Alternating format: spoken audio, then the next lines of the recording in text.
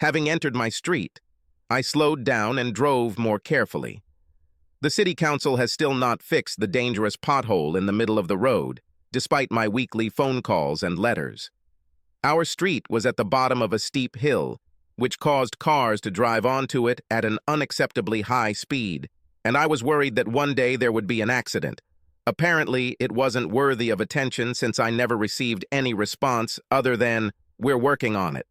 Well, maybe I'll think about voting for the opposition in the next election. As I approached the house, I noticed a large car parked in the driveway. I wondered if Emma's friend was visiting. I knew her friends well, and they hung out at our place from time to time, so it wouldn't have been weird, but the car didn't look like anything her friends would drive. Emma and I dated for 4 years and lived together for the last year. I knew she was expecting a ring soon, and my plan was to give it to her and propose for life. It turns out she was going to give me my own lifelong memory instead. I parked in the garage and entered the house, announcing my presence.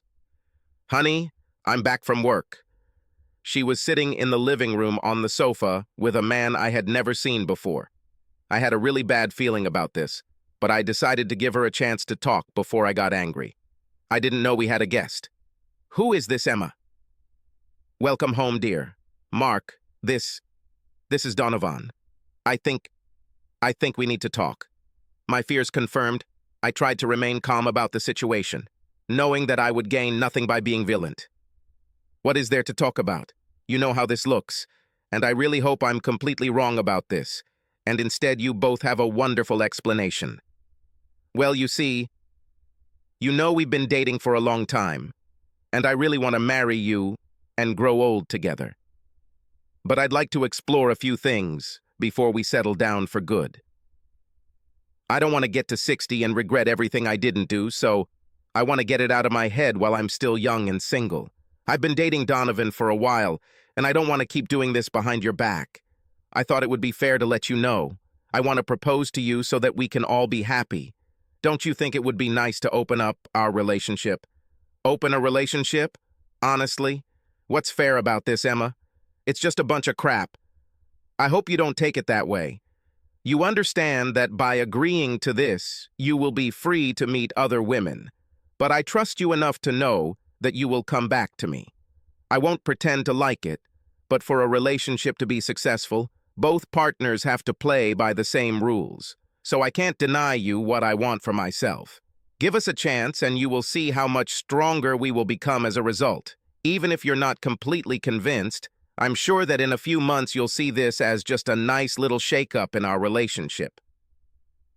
Are you even listening to yourself? You're not playing by the rules at all, aren't you? You're having an affair behind my back, and you have the nerve to pretend it's an open relationship so you don't feel bad about it? A little shake-up? God, you're crazy. Have you always been this stupid and I just didn't notice? Donovan began to speak. "Now listen here.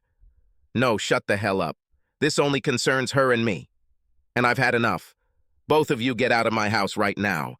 I'm disgusted by your presence." Emma sighed. "I really hoped you wouldn't react that way, but I assumed it was possible. I've prepared a bag with a few things, and I'm going to be with him for the next few days to give you a chance to calm down. I'm sure you'll understand what it's like for—" "Get out!" Looking at my face, Emma decided that it was in her best interest to comply with my demands. She grabbed her bag and came over to kiss me, but the anger she saw in my eyes made her change her mind. They both left the house and headed to his car. I walked up to the door and, trying to remain as calm as possible, said, "I hope you know we're done. I'll let you know when you can drop by to pick up the rest of your things. I hope you have the sense to ask someone else to help you, since your lover is not allowed in my house." Emma stood closer to me, near the passenger door, while Donovan walked over to the driver's side, facing the road. She tried to make one last request. "Honey, please don't make any decisions right now.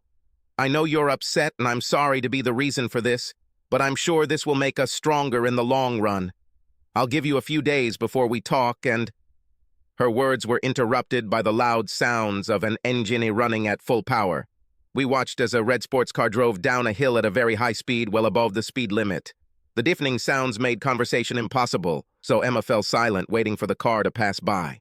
I watched the car approach and realized that it was heading straight into a large pothole, too fast to notice and react. After diving into a pothole, the car spun out of control and crashed into Donovan's car on the driver's side. From the side where Donovan stood, waiting for Emma to finish speaking, her look of horror told me everything I needed to know. A smile appeared on my lips. Perhaps I will still vote for the current mayor. Subscribe to our channel so that your second chaff doesn't cheat on you, and go ahead and listen to the next story, because this story is nothing compared to the next one. If you're under 18, don't even think about listening to the next one.